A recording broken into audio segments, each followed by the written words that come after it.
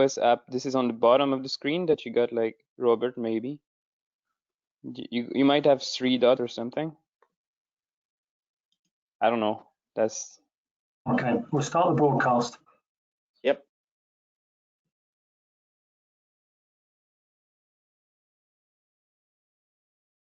Welcome to the COMIT Happy Hour. Joining us here on this sunny, well, almost sunny Friday afternoon, once again with beer in hand, or some of us have a beer, some of us have a cup of tea, is Francois, Warren, Sarah and Robert. And we're going to be talking very much around e-signatures and what their impact will be on the construction industry. So before we start, what I'm going to do is, as usual, hand you over to Stuart. And also thanks, Stuart, very much for all his organisational efforts on these sessions. I thoroughly enjoyed the last 9-10 weeks worth. 11. So much. And they've been really, really good. So thank you very much. And I'm going to hand you over to Stuart. Over to you, sir. Thank you, Ian. Welcome to everybody. Welcome to another edition of the COMIT Happy Hour. For those not familiar, and there's only a few on today that aren't familiar with COMIT. I think quite a few of you are regulars. But COMIT is a collaboration platform. We bring people together to share ideas, thoughts, develop projects, and generally make the industry a better place. We've been running these webinars now for, well, since March, since the initial shutdown, lockdown, and we've delivered quite a few interesting subjects and talked on quite a few solutions for industry. What I will do is very quickly just talk about the opportunity to ask questions, because of course it's the questions that can get the debate going. We've got a number of options or ways to ask the questions. If you look on the right hand control panel, you've got a questions box. If you just drop that down, you can type your question in there. The other option you've got is to raise your hand. You will see there's a little icon in there with a hand. Just click on that, and then when we get to the questions and answers session with the panel, we can bring you in. We can open your mic if you prefer, open your webcam too, and you can ask directly your question to the panelists. The other thing as well, and again, this is in response to members' requests. They sometimes would like to go to continue the conversation afterwards. So we've created a virtual pub. You can all come along to that. We've got a half an hour or so. It's a free bar, so you can help yourself, ask questions as you see fit. And it's a very relaxed atmosphere. And last week, if there's anything to go by, it was an incredible dialogue that it actually continued beyond the half hour. Actually, we got an extension. So yeah, so please feel free to ask questions. As I say, it thrives on the questions, and it doesn't matter how small or how big the question is. Please ask it, and you can ask as many as you want within reason. Okay, so the next thing I want to do is I just want to run you through the format of this session, and just bear with me a minute. I've got a slide freeze. Okay, so the Commit to Productivity, as one or two of you already know, it's an initiative that Commit started a while back, and these Commit Happy Hour sessions, well, basically support and underpin the productivity initiative, and ask the questions about what productivity would mean to you. What does it mean to you? Do you have the means to improve productivity? What else is out there in other industries, businesses that can help progress things in our industry? And if you want to talk about any matter, if you've got any subjects that you think we should be showing, then please do get in touch and let's have a chat. Again, I got a slide freeze, excuse me. Okay, these are the areas that we're intending to either speak about or have spoken about. And again, if you've got any suggestions, we might not have covered everything, and that's why I left it open at the top with others. There are other areas that we would like to include, but of course, it's all resource related or time related, and we've only got so much to go around. So, but please do, make suggestions if you don't think I've covered everything. going to lead on to today's session, and it's of course everything to improve productivity is people, process, or technology orientated. And today's session is a good one, revolving e-signatures for construction. As we know, any part of the construction project operations and processes, there's a lot of signatures required. So today's session, I think, will cover that amply.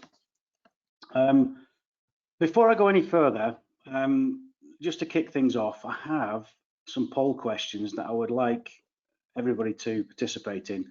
The poll questions are a good way of kicking things off, and I think you'll share that thought when I open the first question, because it may not be construction related, but here goes.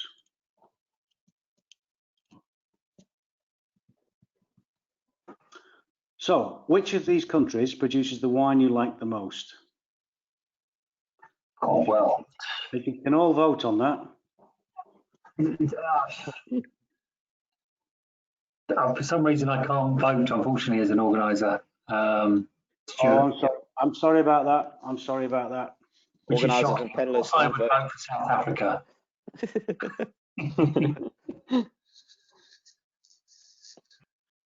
I've already got a question. Thanks, Sue. Why no Italy?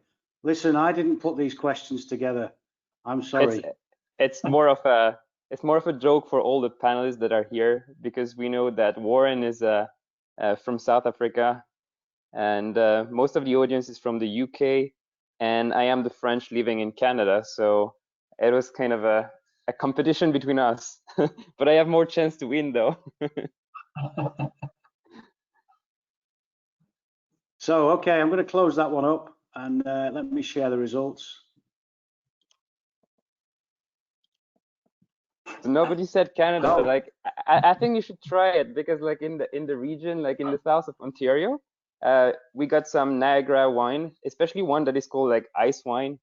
That is amazing. This is something you can have like with foie gras or anything that is that goes with a sweet wine. And yeah, I really recommend the ice wine. And South Africa, too bad, I guess. Like Warren. Yeah. So 10% UK, 80% French, 10% South Africa. Oh, good, Sue. Sue chose French wine. That's great. I always knew that. Anyway, let me go to the next question. So that was the curveball. Okay. Next question. How does your company send contract documents during the signature process? And there's the options.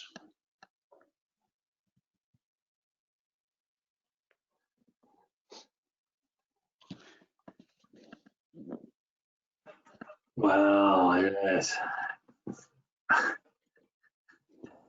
It's that frustrating thing. I've received so many documents of late they've asked me to sign, and I've had to print them out, sign them, scan them back in, and send them down the oh, what a waste of paper and time and effort. Just stop it. Is what I'll say to that. I'm glad to see nobody's using a fax. Sorry, Sarah.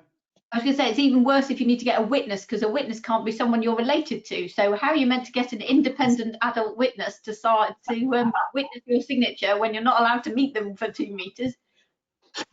Give them a pair of binoculars, Sarah. It's binoculars. That's what you need.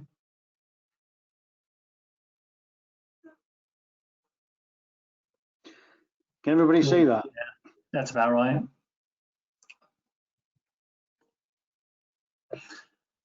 Yes. Okay. Next question. And this is to do with change orders. A change order is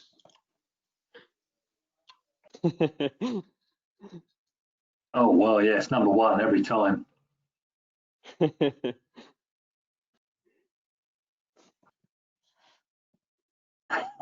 Oh, and number three.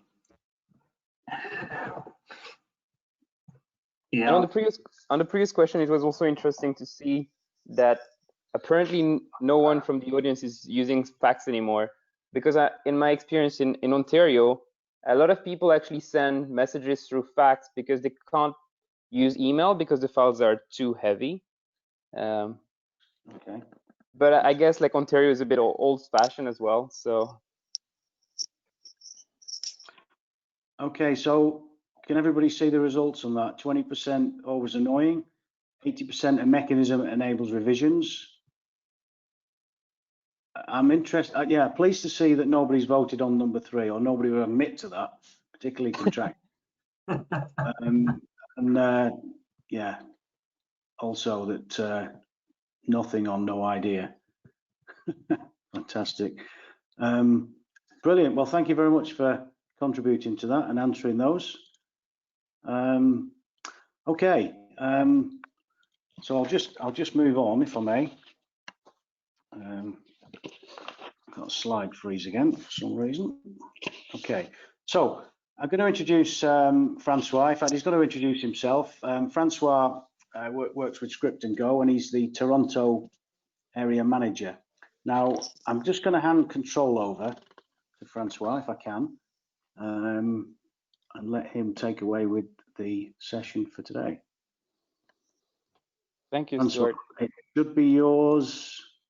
It should be yours. 1 second. Okay, it's all yours. Okay, great. So everyone can see my screen right now. Yeah. Yeah. Amazing. Yeah, maybe a little intro is as Warren said, like I'm not actually 16, I'm more like 15. I wish, but no, I'm actually 25, even if I don't look as I have them. And my experience in the construction industry started with a degree in civil engineering in France, and I worked mostly at first on the owner side, and I got taken by technology, and now working for a software company and working along with Warren and with the team in France and now in Canada. And with the situation of now, of the social distancing, one of the issue that we raised together was how do people are still signing contracts? Like, do they still meet together? Is there a limitation with social distancing? So we had a couple of talks with the people we know, and we really see the pandemic as an opportunity for change. And one of the first thing that we thought about was the subcontracts, because this is what is the most numerous and probably where you got the most documents to transmit. And if you, as we said before, if you have to just print them, sign them, scan them again, and send it through a cloud back to the either the client or with the subcontractor, that's a lot of wasted time. This is not putting your time into valuable thing, especially because there is what is much more valuable is actually setting the contract, negotiating on the terms, making sure that the scope you understand it and that you're gonna limit your risk in the long run. So we thought it was like a very easy thing to look after, and one of the things that really drive our interest into this space was the acquisition of a company who is actually one of the leader in the space in France, and that was providing a bidding platform, but also an e-signature platform for subcontracts. And right now we're in the process of adapting it both for the UK market and for the market in Ontario. So it's still very young it's not much of a product, and today I want more to talk about where we see the value in the e-signature, what we've considered in creating this product, in adapting it to the market. And we also want to touch on the point of like what makes the signature legal in the UK. Will Brexit have an effect on this? And then I'll also go like to a document that we actually sign in our app, and to ask a few questions on the difference between a good signature and a bad signature when it comes to e-signature. So yeah, everybody knows that construction is run by contracts. There's a contract between so many moving parts, and here for simplification, I didn't put all the subcontractor, but can I just, yes, I can add notes here. So the GC actually have probably not one subcontractor, but rather 14 to 20, and the subcontractor itself might have even like other subcontractors. And so that's a lot of documents that needs to be transmitted, and also like to organize all those documents, especially when change orders happen. This is not an easy task for sure. So if I continue, like this is the most common documents I would say that needs to be in the subcontract folder that people have to sign, and most of the time you have to put your initials on each of those pages, and yeah, that's a lot of time to be spent.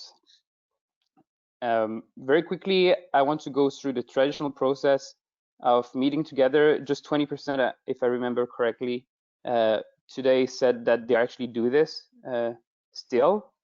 And yeah, especially in the COVID-19 situation that we're right now, it doesn't make sense at all. We can't just make a meeting with the 20 subcontractors and make them sign document and then go back with all their documents. And what I have experienced in Ontario is the fax method and then sending with a courier. Apparently, the UK, from what we've seen from the poll in the beginning, is much more using the internet and probably some cloud-based systems. But there is still usually, like when it comes to problems, there is this big follow-up. Like, how do you know that someone actually received the email and that they downloaded the different documents, that they're actually like reviewing it to make sure that this is actually what they accepted during the negotiation period? And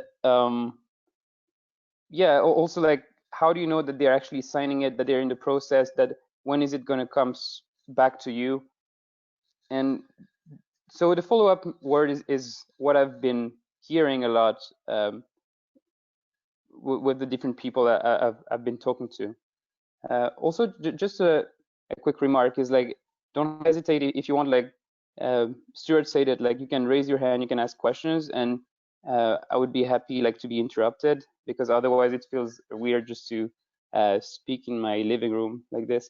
And also, like if something is not clear, Stuart, like please stop me as well, since English is my second language and I might not be very clear all the time. So we were talking about the headaches, and there is of course the obvious one, which is like this paper process of printing and then signing the paper and then scanning it back and then sending it through email again, or most of the time the files are too big for emails. When it comes to contracts, there's other signatures, of course, like especially for interim payments, you can use email for sure. Then there's the point we touched on earlier, which is like we are unsure. The person that is like managing the signature process, let's say, you can say, I am unsure who received and viewed the contract document yet. And also you send it to maybe your contact, but you need the signature of the CEO. And how do you make sure that this is actually the CEO who signed the paper when you're actually sending it through email? There's a little bit of risk that is associated to signature in distance. This is why some people like to do it in person. This is also a way to reconnect, because the fact of doing it in person is actually giving you more assurance that the right person is signing it. And there is the famous signature chase of following up all the time, picking up your phone every day, asking for the signatures. And a lot of cases in Ontario that goes to court are actually fundamentally, they start with a contract that is not signed, and that there is discrepancies between what the agreement was at the beginning and in the bid and what the actual contract is. And when the contract is not signed, then there is always some disputes and it's not clear to know who is going to win. Is it the subcontractor or the contractor? What is going to be admitted in court to be the actual agreement between the two people? And it's always better to be on top of this game and to get the signature as quickly as possible, and not 3 months after construction started.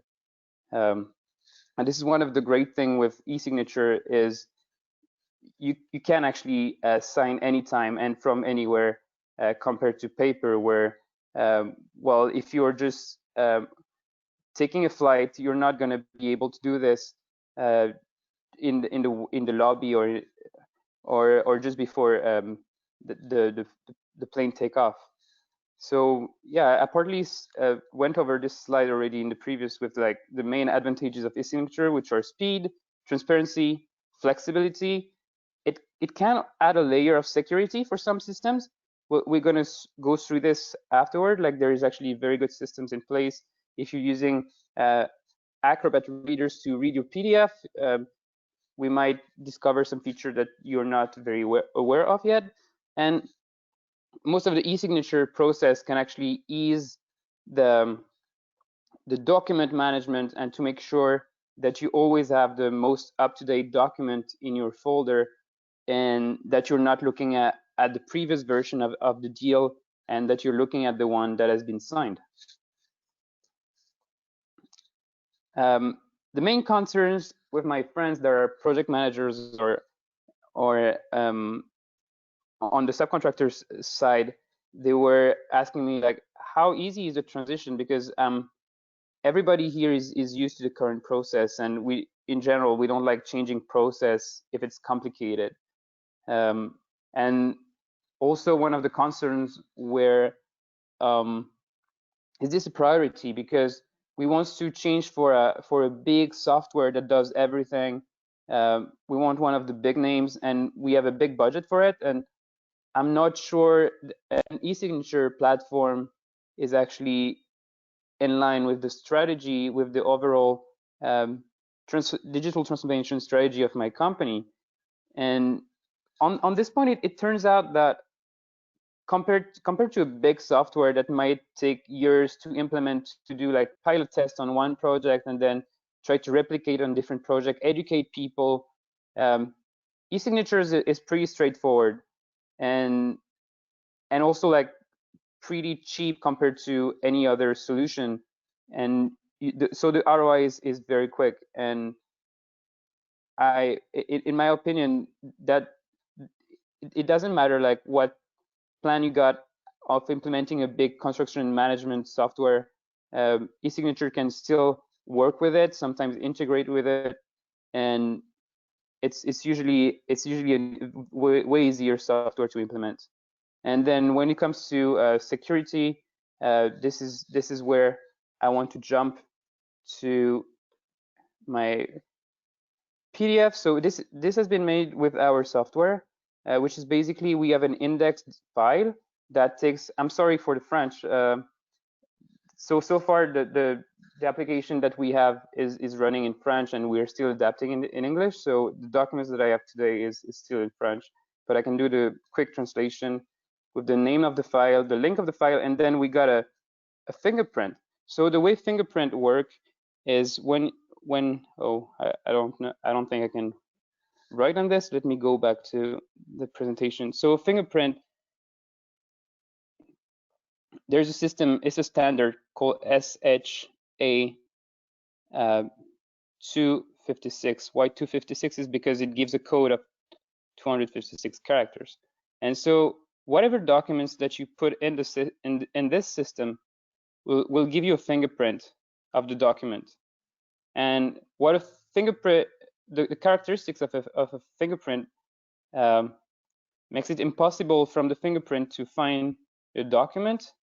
And also, if you change a little bit the document, the fingerprint will be completely different. And this system is to make sure that once you sign this index document and with the fingerprints with the link, if you go in court and you say, oh, this is the document I signed, then you just have to put in the SHA machine and it will give you the fingerprints. If the fingerprints is the same, then this is the document you actually signed. And the reason we do this is a little bit of our trick, because instead of being forced to sign all of the documents, you only sign the documents once. So this is one of the things that we have added as a feature for construction, because we know that this is very heavy to sign all the documents, and we've been working with our lawyer in France, and this is perfectly accepted, at least in the EU for now. We're still working on it for North America. So here you go, you got a link that we service for 15 years and that cannot be edited. So once it is for signature, you can only read this document and you can't anymore change anything, and we will service this link for 15 years or more if you want to support it for more time. And you got the fingerprint, and here's the little game for the panelists. Is first question is, how many signature do you see in this document? I can scroll back again.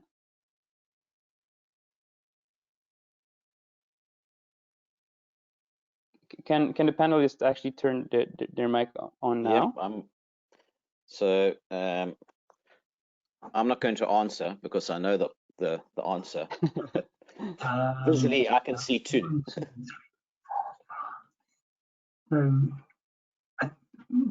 I think I can see 5 or 6 signatures. I don't know how many are further up the screen. My language skills are not the greatest in the world, but I'm presuming that unique code is to do with a signature recognition of some sort. So every one of those unique codes plus the wet signature in the bottom. Oh, and of course the one that says there where your mouse is right now. That must be a electronic signature as well. What do I win? So but so the answer is 3. We got 1 here in the corner, which is like unwritten, and this one has very little value. I know that's for some documents this is not so important. Like I know, for instance, like on submittals and like the architect signing something to prove that it doesn't need to be like a legal e-signature of some sort. There is some documents that doesn't require the level of security or anything. And by the way, just signing on paper and sending it back is not so strong either. This is kind of the same level of putting and writing notes on a PDF like this. It doesn't say much. Like it's very hard to prove in court that this is actually you that signed this document. Nobody saw you. It's just like a scribble on paper. That's not much of a value, but for some documents it's okay. On a contract, it can definitely be contradicted. And so we got another signature here that seems legit, but we'll see why it's not working. And we got one here that we can barely see. That was a bit of a trick because like right now we're actually gonna make it look a bit more like this, but right now in the current version of our software, this is what we got. And here you got something that is saying sign and signature are valid. Document was updated after signing. So you got a little bit of information, but you can get actually more by opening the panel here. And here you'll get more details about the signatures. So we can see different things. So on the signature, as I told you, we got something that is like annotation created. So this is our handwritten marks. And when you click on those things, well, you don't have much information about it. You don't have metadata.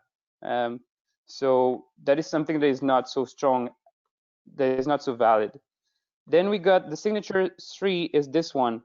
And they're saying documents has not been modified since the signature was applied. So this is a requirement by the EU rule that is still that still applies in the UK right now. Maybe the Brexit will change it, so people have to be aware of this change that might happen, but right now it's still the EU process, and signed by the current users, meaning that it's signed by me. And there's a bunch of information, but if we look in the details, which is called the certificate details, we can see that the issuer of this signature is me. So I am the one saying that this is an e-signature and that this is actually correct. So to be a bit more technical, we can go into details here. And well, all the details we got is about the signature, that this is a valid signature, but it's just me saying that this is a signature. So it's not so strong. And the way I did it is I just created a certificate myself. And so I don't create certificates. I am not a what we call a CEA, which is a certificate authority. And so this shouldn't be allowed in court. This will not be allowed in court. But what can be allowed in court is this one. Even if, like we say, this revision of the document has not been altered, what it says is basically, so signed by François here, but this is not me who is giving the certificate details. The one that is issuing this is one time CAG2. And if we want some more details, we can click in there and actually access to a link. And here's the company we use to put the certificate on the document that is giving. So this is for France. We're working with a DocuSign for the UK and for Ontario. And those companies, when you're putting a stamp, you can actually refer to what are their policy regarding the signature. And most of the time, they go under certification like ISO or the standards for e-signature. And this is a strong proof that this third party is certifying that this is this person. And why can they certify this? Is because when you actually do the e-signature, you're making sure this is you because you log in with your email address. You got a way to make sure also with the ID, you have to send a photo of your ID, and you also have to receive a code on your phone by text messages. And so this is like a three-way and a higher security than just signing a paper and saying, oh, this is me. So this third party is actually verifying your ID, making sure it matches with the name that has been required in documents, and they're going to send you a text message to verify this is you. And at the same thing, you will not be able to change your phone number. This has to be the phone number that the one requiring the signature has put in the system. Yeah, and one of the things to note, Francois, if you could just discuss that, is the linking of that to your personal ID and the extra security that brings in. Can you repeat that again? Yeah, can you hear me? Yeah. Okay, I was just saying, you maybe just want to expand on the personal ID and how the certificate links all the way through to your personal ID. So in this process, the certificate from, let's say, this company, which is called AriaNext, doesn't know my name or anything. So when I'm signing, when I put my ID, their system will read what is the name on my ID, and it will put the name on the signature here. So the reason my name is on the signature here is because I'm logged in my computer with this ID. But this is me telling that I am the certifier, so it doesn't have much value. But here it's someone to have my name here with this entity with this certifier. I need to put an ID to put my name here, and this is the only way informatically it works. So if it was Warren signing instead of me, and that would not be valid for the signature, for instance, we would have Warren written here. I don't know, does that make sense? Did I explain well, Warren? Yep. Okay, so maybe back to the presentation before we go into some questions. So when you look for a solution, it's always good to review your current process regarding the primary feature you're looking for when you're looking for a signature system, which is the speed, the transparency, the security, document management, and flexibility. Those are the top 5 things you want to consider when you're evaluating solution and you want to see compared to your current process what it is. And then you got secondary features that might be different depending on who you are.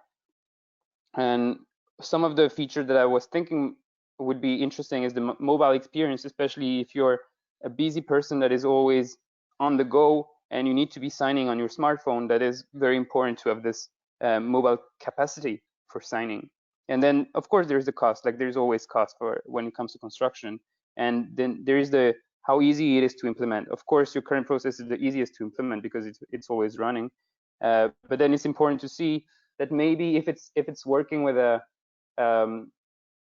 construction management software and you have to set up different links in between, maybe if you want to just run it next week for your next project, it's easier to start with another system that doesn't require so much installation.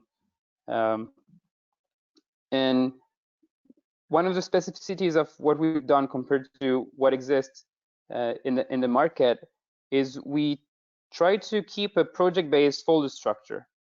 We didn't try, actually. We did that. We do it this way because most of the solutions of today has been made for sales documents, so they don't understand that you can actually sign so many different documents that there might be some shared folders for all the safety documents or the lead certification, and that there are some other documents that might be private to a different company.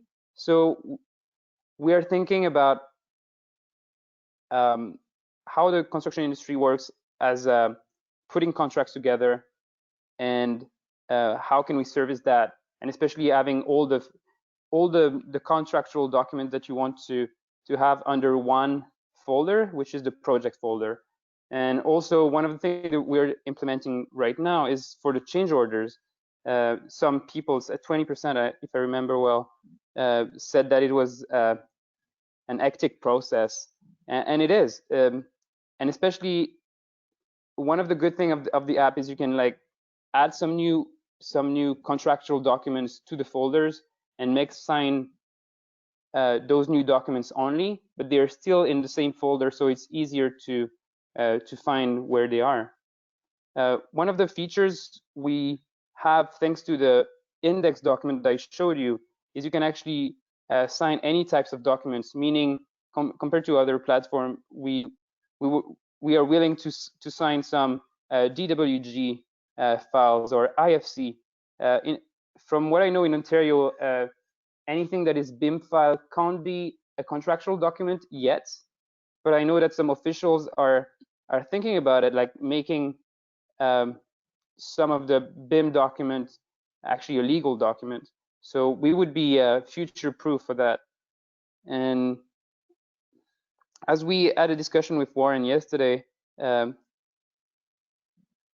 some people will still want to like put a initials on every pages of the contract and on all documents, and we have to think about how we do this. We're still like experimenting so far, but one of the advantages of the document, of having an index document, is you can actually sign within 2 minutes.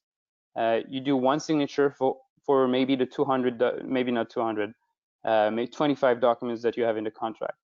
And we embed this triple verification security with a matching ID with the name that is required, a code sent via text messages on a previously verified number, and well, you receive the link on your private inbox.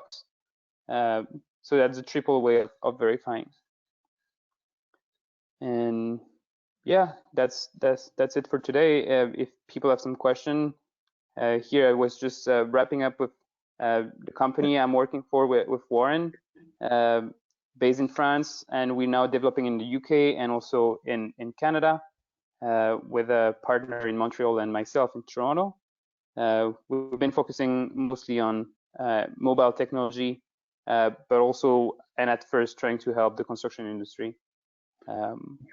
Thank you, Francois. That was great. A very good overview, and I certainly understood what it could do. and I'm sure the panelists did as well. And we have a couple of questions actually have come in while you were speaking.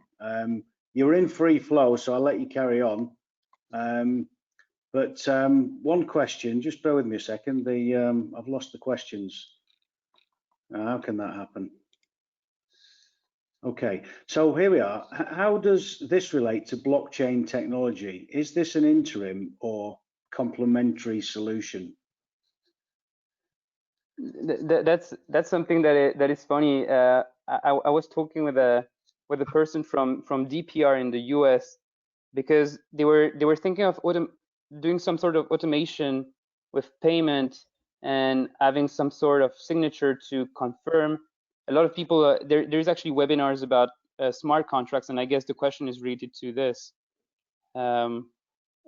So I think the technologies are complementary, because you still have to sign this smart contract in the end, and this is a smart contract is something, I don't know, like the level of understanding for everyone, and I'm not an expert on the subject, but I have a few concepts about it, which is basically you put something that is working.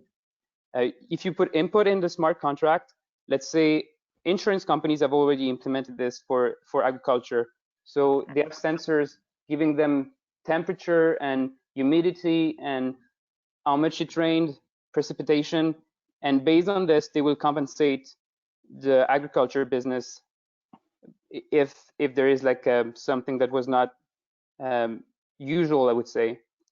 And so they would have terms based on what are the conditions that are in. For construction, what I've heard people talking about is we need to put progress as an input, and the cost certifier must be the one that is like certifying progress, and based on this, payment should be done automatically. And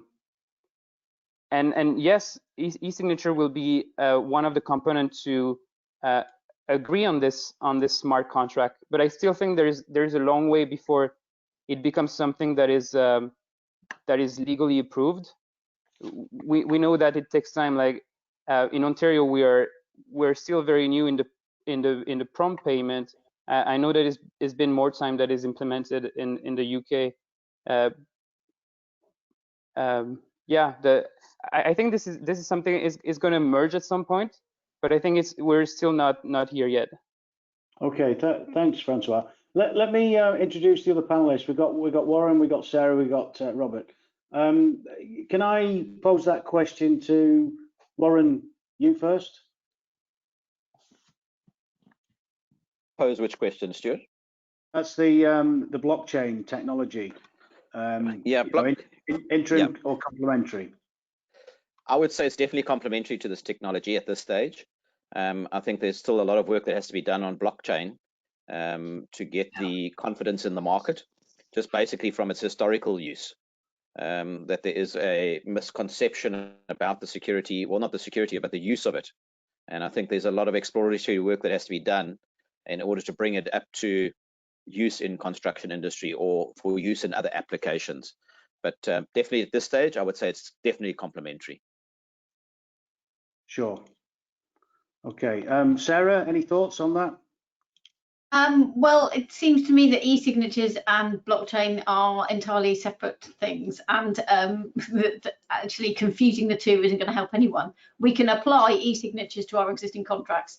There's still some people who don't believe that e-signatures are as good as a wet signature. Well, I've seen fraudulent wet signatures, but it's almost impossible to fraudulently add an e-signature, so I'm not sure that I agree. But smart contracts are an automated form of contract transactions which cover both payment and all sorts of other things. E-signatures may be a small component of smart contracts, but they are not the driving force to it. So technology and automation and output-based procurement, all that kind of stuff is more important than e-signatures in terms of digital and smart contracts, because we don't actually need signatures for a lot of the things that smart contracts want us to do at all. Sure. Okay, thank you. And Robert, any thoughts on that? I kind of add on to that actually. For me, there is a much bigger issue with the content of the contract rather than how we sign it. I think blockchain has got its benefits, certainly in terms of, I mean, even if you look at how we've had to track materials now during the current climate, I think it's certainly got its benefits there. And the solution put forward by Scripts and Go is absolutely fantastic. But as an industry, we should be focusing on how we apply the contract, how we manage that and administer the contract, and ensure that the contracts are fair, much before we start focusing on how those contracts are signed. And that's a blot on the landscape for me at the moment. I'm quite cynical when it comes to contracts, because certainly at the moment, the project that I'm on, you look at the contract that we've got, and it's scanned in pages. We found out recently that the scanned in pages weren't scanned in double-sided. So I think something needs to be done about the way that we look after the contracts that we sign. So if e-signatures mean that the original documents are not tampered with, are legible when you're 2 years into a project, then I'm absolutely all for it. And if blockchain can add to that as a chain of custody, then I'm absolutely all for it. But we've got a bigger problem with what we're signing up to in the first place. You can see the big smiles from Sarah there. Yeah. So, and I can add something like to this blockchain, maybe as a fact of like putting the contract or putting the database in the blockchain. Actually, for security purposes, the SHA, as I was explaining, the fingerprint is the thing that we're using. We could have put it in a database that is based on blockchain, but basically it uses more resources, and the level of security is, I would say, virtually the same. Yeah. So there's another question coming here from Alec. I'm not going to try and pronounce your surname. I'm sorry, Alec. But it says, I think this one probably is Francois at first. Is there a roadmap to apply this technology for a project that would otherwise normally use wet signatures? How do you actually get started with this? And I think this is something that we come up against in Commit many times. We see wonderful solutions, some really, really cool stuff. But how do I go to my project manager and go, look, I've seen this awesome thing. How do I tell them how to start? I think Warren might have more experience in like introducing technologies.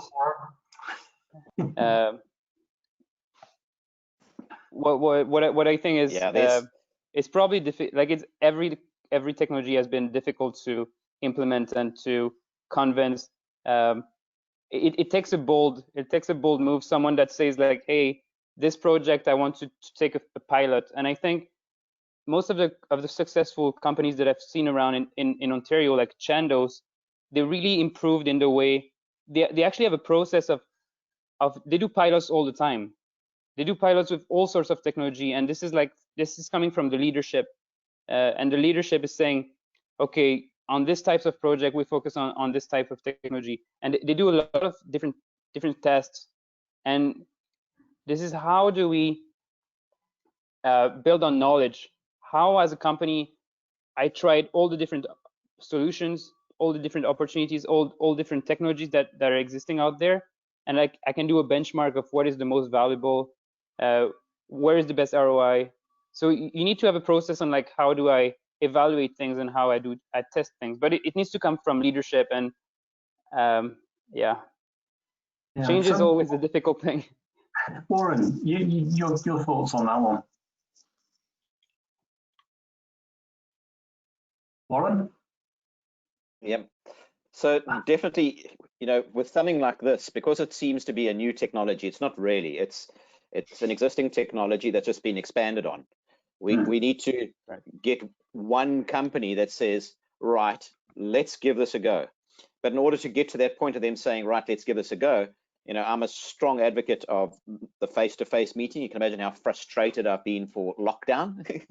But there's nothing like sitting across the table from someone, showing them a technology, and like François has done in the presentation today, and showing them how secure it is and what the differences are and what the impact can be.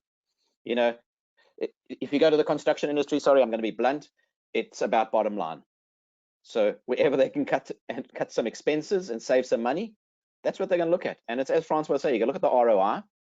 You know, we're cutting time, we're going to save the money, and you're getting a great ROI on the cost of the product. Yeah. I was going to say, actually, implementing e-signatures, not necessarily script and go, but implementing e-signatures is extremely easy to do. Even on existing contracts, PDFs can be created so that you have an e-signature widget. You can do Jot form e-signature widgets. You can do Google Forms, which are e-signature widgets. So yes, you can get much more complicated forms and much more authenticated, secure platforms like Script and Go and DocuSign. There's a whole load of platforms out there. But actually, it's about taking something that was paper-based, turning it into some other format, which is electronic, digital, smart, whichever, and then having the tool inside that makes it easy to sign. Now, we've seen that e-signatures are now kind of common across the world in terms of legislation are supporting them. I know Canada might be slightly behind, but particularly recently, there's been a massive amount of regulations recently that have just supported e-signatures as being legally valid. They are much more secure and more authenticated than wet signatures, because pretty much anyone can forge a signature. You only need a pen. There is no details about your data, your location, the version you've got, all that kind of stuff. Documents can be taken apart, put back together. So it's amazing. DocuSign, I know, which is one of the other platforms and is used particularly in the legal industry, they've seen a massive increase. Their share price has doubled. User numbers went through the roof during the pandemic. So there's actually quite a big groundswell of people who are saying, you know what, I can't get a copy of my contract. Somebody scanned it. I don't have all the pages. It's in the head office. Head office is shut. I can't actually physically know what I'm meant to be doing. Therefore, what I'd really like is a contract which I can have on my phone. And then if somebody sends it to me, I'd quite like to be able to just go and send it back. I don't have an office to go into to scan and sign and return and all that kind of stuff. So I think actually the process of getting a contract from paper-based to e-signature is extremely simple. You just need to kind of have the will to do it. And there is quite a lot of that will out there at the moment. So do you think actually leads this? And I think this is probably a question for Robert, coming from the sort of the contracting world. Does the client say, I'm happy with e-signatures, let's do all our contracts on e-signatures, or is it the contractor that says, this is the way we want to work? Who actually leads this charge? Who's the person that we need to get to and say, these are the benefits, and from that person, it will cascade all the way down through the supply chain? What's your thoughts on that one, Robert? I think it's a weird one, because this as a technology is something that we are fundamentally exposed to on a day-to-day basis. I know when I signed for my car lease, for example, I didn't have to sign a single bit of paper. It was just all done through PDF. So I think as a technology, this isn't a hard sell that needs to happen. I think it's more of an awareness thing of letting companies and clients know that this is the way that we're going to do things. I think obviously the initial contract that is put out there is always between the main contractor and the client team. So if a precedence is set there, then absolutely that is the main contract on the project. And generally, as a contractor, we will try and go back to back with that, but we'll go back to back with that in terms of terms and conditions, not necessarily the way that we sign it. So I know within ISG, we are doing more e-signatures and the process is getting better. Within Kia, there's probably people on the call from Kia who understand the pain that we went through with taking on Oracle as our back of house system. Again, there's been that digital transformation there, and the way that we get documents signed and gets people into contract again has become more digitalized then. And if the legal processes that sit behind that are all there to back people up once it gets a bit tasty, then everything should be absolutely fine. So I don't think this is a hard sell, this technology. I think going back to the original question of how do you get people on board with using a new bit of technology, I've been I'm kind of in the same boat as Warren, where it all starts with engagement for me. You've got to engage with the people that you are trying to ask to make that change. And once you sit down with them face to face, again, in Warren's boat here, incredibly frustrating when you're trying to get this type of thing done at the moment, because even on a Zoom call, you can mute yourself, you can turn your camera off and switch off. So a face-to-face conversation is absolutely how you need to get people to adopt a new technology. And you need to be engaging with the end user. A lot of time, these pieces of technology, you go to leadership and think, yeah, leadership are the ones that are going to say yes and no, and they absolutely are, and they will sign the blank check. But if you truly want people to adopt your technology, then you need to go to the source. You need to go to the people that are using that, not just the leader that is going to pay your bills. If you want your technology to be bought and then move on to another company, then yeah, go to the people that are going to pay the bills, get that signed off, and then move on.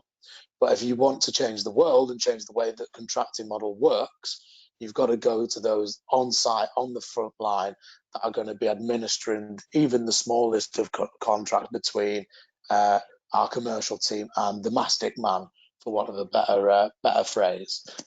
So I don't think it matters the way that the signature is administered, as long as the legal things behind it, it's not a hard sell. But if you're talking about wider technology, then yeah, I'm a big fan of it, of engaging with the end user first, as a first and foremost. And I actually, one of the things you were talking about was cascading it down. Well, if you're talking about the top, you're talking about banks. They are beginning to adopt e-signatures, but actually there's no reason why we can't have a groundswell up from the bottom, because subcontractors, suppliers have the most urgent need for something that takes them away from a supposed office, where most of them basically have a van and a smartphone. So actually, if the supply chain start using e-signatures on their shorter form of contracts, and actually that starts to put pressures on the main contractors, put pressures on the employers. So we can actually, it doesn't matter where it starts, as long as it kind of floods out.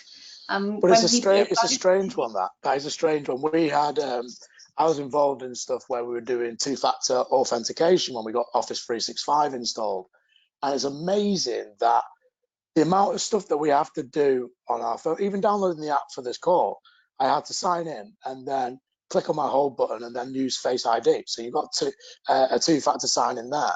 When you ask people to do it at work, it's a problem, and people won't download that app and they won't use that two-factor authentication. So home life is a necessity and we have to do it, but when it comes to work, it's always a pain. So kind of renege on the comments that I made before, that this kind of technology is a no-brainer. Still, it's still going to be a pain in the ass to even adopt this type of stuff. Yeah. Although, to be fair, Robert, sending a whole load of paper contracts out, getting them to the right desk, getting them found to the top of the pile, getting them signed, getting them sent back is also a pain in the arse. Absolutely, yeah. Oh God.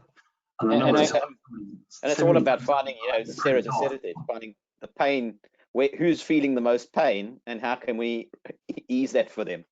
Doesn't matter where they are. Yeah. Yeah. And this is very right, that I have been a lot of with my boots in the ground, and most of the time let's say the supervisor or the foreman or the PM from the subcontractors is like, oh, I don't even remember my email password. Can you send it on my personal email? And I like, sure. So if he doesn't remember his professional email password, he's not going to remember his app password or the login that he used. So that's why also, like, by being around those people, we knew that the one that is signing doesn't need to have an account to sign the paper. Of course, we send it to the email, so they have to have access to their email. But this is the kind of situation we have to acknowledge as a solution provider, is that it's not the happy path all the time, and especially like the people we're dealing with are not 25 years old like me, and they don't have they don't have like 100. I think like the number of password I have is like 187 at the moment, and I'm using a password manager for these. I have like 21 characters, and it changes every 6 months. because I'm into it. I like having my passwords sorted. But pretty much, I'm sure the people we're dealing with are very different. This is my password manager, all written in a book. And when I go anywhere, do you know what I do? I take a photograph of the page that's useful and take it with me. It's quite frankly, Best solution here. I'm beyond hope. Yes. I'm afraid to say that we've reached the bottom of the hour, and it's now time to call time, gentlemen, please, and kick you all out of the pub. But we will be locking in now once again. So if you wish to continue the conversation, that's all very good. You can stay in and have a beer at the bar. Stuart will be buying the beers, as he always does. Very well, again. Well, listen. Let me pitch in. I'll say thanks to Francois for preparing and presenting an excellent presentation. I thought some really valid questions, and it is something that you know potentially could solve a lot of problems. And we heard Sarah talk the uptake on electronic signature. I think during the past 3 months has been pretty astounding. So thanks to Sarah, thanks to Warren, thanks to Rob. Thanks to the attendees. As Ian just pointed out, we've got the continue the conversation session next. We do have another session lined up for next Friday as well. But I want to also say, let's continue the conversation offline. Question I get every week, can I see the recording? Of course you can. It's on the Commit website. So tune in there. Now, I do have some other questions, and I think we've partially answered some of these, but those that want to stay behind, there's still quite a few attendees in. If you want to stay behind and continue the conversation, we normally allow half an hour. I think that's as much as the kitty will extend to. But last week it overran. Yeah. And the conversation was still going this morning, believe it or not. So it was a really good topic, obviously, last week. So we do want to do some more of these sessions, so keep the questions coming, and do feel free to fire any questions at me during the week. Yeah, lots of compliments came in as well, and a few people want to look at options to explore different avenues. So we will do that. So here we are. Continue the conversation. Any more questions? We have got a couple actually, but I do think we partially answered these. I'm just going to ask this, Francois. This I think is probably aimed at you, although I think it was partially answered. How big is the risk of starting a job, working on a project without the signed contract? And do you have a concrete example that you can share? So yeah, as I said in the presentation, I got a few examples that has been through the Court of Law in Ontario, where the terms were not agreed before actually starting building. And this is something that is pretty that is very common, I think, happening in Ontario. A lot of subcontractors, they just shake a hand and they start building, and there is no contract, and the only thread of paper is like an email that they agree, or a bid, or Excel file where they put like what they're going to supply, and this is the only thing that they have to support the scope of work. And if the scope of work is a bit different on a paper that they sign 3 months after, and this is a little bit different, that they actually signed it, yes, there's an issue. And one of the cases, on one of the highway projects, that is quite a recent case, and so they just got terminated because there was a big dispute between the two, and so there was like the subcontractors stopped supplying because they were not getting paid. They put a lien on so big case. I mean, for a small subcontractor like them, it was 15,000. I think for 2 months of working on a job for 2 months and getting like a fine of 15,000 is definitely making a hard time on the company and on their bottom line. So of course, it's more of a culture thing, I guess. It's not only like having e-signature, it's more how do I switch from, oh, I'm in the family business, that is, I'm doing work for my friends, to I actually expand my business or start working for iWaste project, government project, and start getting everything fixed, all my process in a way that that actually control my risk, and that I got my the scope of work signed before I start working. Sure. Well, thanks for sharing that. Warren, Robert, any thoughts to add to that? I'll let Warren go. Go, Warren. Yeah, thanks, Robert. Yeah, just with the interest that has been shown, like I said, if anybody wants to sit down, have a chat, have a call, just give me a shout and we'll set that up whenever we've got availability. But yeah, I haven't had much experience with the e-signatures and using them in contracts. I've also, like Robert has said, the contracts that I have signed have been for a lease, for a purchase of a property or things like that, have always come through something like DocuSign, which adds a level of security. The signing of the PDF, as we saw earlier, that electronic signature is created by yourself and is authenticated by yourself as your signature.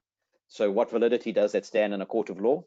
Whereas at least at DocuSign, there is a slightly enhanced level, and what our e-signature does is then just take it to the next level, where it's authenticated by a third party and also then tied into your ID. Robert? Yeah, I mean, like you say, you kind of gave the answer for me when I have much experience with it. But I think I'll go back to my first point of we need to really, as an industry, we need to really have a look at what we're signing up to in the first place. I mean, I'll get into trouble if I go into too much detail about my current project. But I've had it in the past and I have it now, where there's kind of what we've got in our employers' requirements and what is shown on the drawings often conflicts. What is shown in the specifications then conflicts with the drawings. What is within those documents then conflicts with what is in our contractors' proposals, and then all of that conflicts with what we actually think we're down to do. We've even had simple things where we think we're down to do a certain lighting scheme, but that document didn't make it into the contract. But we've got a sister project, and that document made it into the sister project, but not into our project. So there's a whole thing here about knowing what it is that you're signing and fully understanding the employer's requirements. Contracting is quite easy. It's very black and white from where I see it. Even as a design manager, where I'm dealing with designers, I'm dealing with stuff that you need to have a bit of a grayscale in there to come up with the best solution for everyone. But it comes down to the fundamentals that in a court of law, was it in the contract or was it not in the contract? And if there are technologies that are out there that allow that to be even more black and white, then we need to, as an industry, be looking at those. And I think it's only going to become more apparent with the lead that's being taken out of the Hackett report with the golden thread. Anything that can be done as a digital first or digital by default approach will more and more be being so within the industry. And every single project starts with the sign, or should start with the signing of a contract. And if that can be the first step into understanding what people are signing up to and understanding what people are installing in the building, then I think adopting e-signatures and e-contracts is an absolute must. Yeah, thanks, Rob. Sarah had to drop off, but before she did, she obviously heard the last question. And Sarah stated that there's 30% of the projects in the UK are starting without a contract in place. So there is plenty of risk out there, but the industry seems prepared to accept it. It's because it's the way they've always done it. And, yeah. It's because of the time it takes to get a contract drawn up, verified, then all the parties to check that the content is correct, then to get it distributed. And as Ian was saying earlier, you know, even if you get an email, print it out, sign it, scan it, email it back. So there's a lot of time that is taken along the way. Whereas if you go electronic, you speed that process up so quickly, and you can see exactly where your document is in the process, and you know whose buttons to push to get it done. Just going back to Robert and talking about the content of your contracts. That's something that Sarah is so passionate about. You can see that she was beaming when you were talking about it, and you were touching the right buttons with her. So if you want to get about content of contracts, get in touch with Sarah. I don't want to make this a bit of a sales pitch, but she's not here, so I can. Yeah. Okay. I've got one other question which Alec asks. Now, just bear with me a second. It's just moved further up the screen. Alec's looking for what are the technology building blocks, security accreditation in the UK, and finding supplier. Alec, I think we'll take that one offline and get back to you, unless anybody can answer that right now. I mean, you guys have obviously got a solution here, and we've heard about other solutions, but what are your thoughts on that, Warren, Francois? I got a connection problem. I'm not sure I understood the question properly. So the question is that there are fundamental change management answers. So what do you need to do to make the system work within existing projects or within existing systems? And what he's looking for is what are the technology building blocks, you know, like security accreditation that will operate in the UK, and where will they find supplier support or suppliers to support it? Maybe we take that one offline. We have a separate discussion. I haven't really got any other questions. We've had a few people saying thanks very much, very interesting. We'll be in touch. Sue said she's got hundreds of passwords in her manager. That's amazing, yeah. So yeah, I think we've exhausted all the questions, which is certainly something we didn't do last week. We carried on all week with those. Any other closing thoughts? Robert, give you a chance to come back in and yeah, I mean, we couldn't see your webcam, but we can. Your audio certainly makes up for it. It's very clear. No, you're certainly better off without my webcam at the moment. Me and my friends have decided to do a quarantash until the pubs are open again. So I've got a disgusting mustache at the moment, but so you'd be probably better off without it. But what I would say, I mean, firstly, thank you for the invite of being involved in COMIT. I've been aware of the stuff that you guys have been doing for a number of years now, and been a long time admirer about the message that you guys are trying to get out there to the industry. But with the type of work that I'm doing, as I mentioned before the call, with This Is Change, which is, I'm very much an advocate of putting people first at the start of any change process, not even technology transformation.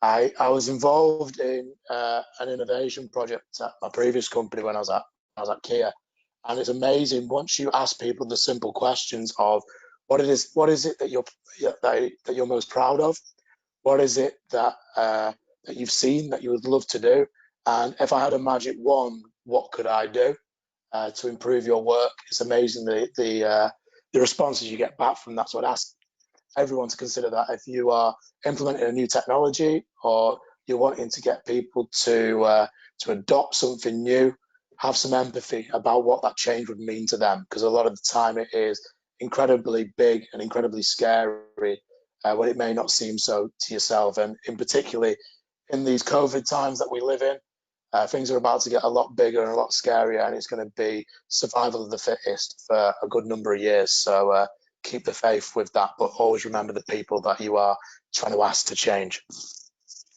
Sure. Well, thank you for that. Thank you for your contribution. Warren, have you anything to add?